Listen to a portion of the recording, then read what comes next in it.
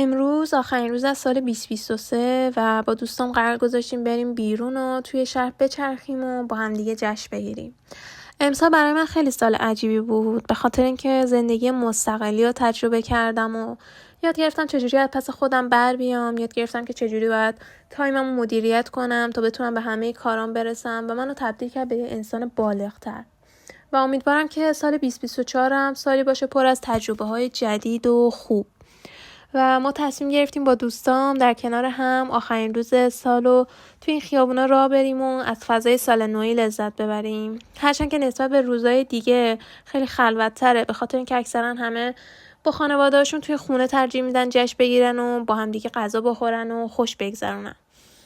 و در آخرم با یه باقلوای خیلی خوشمزه شبمون رو تموم کردیم و رفتیم. لاگ ما به سر رسید.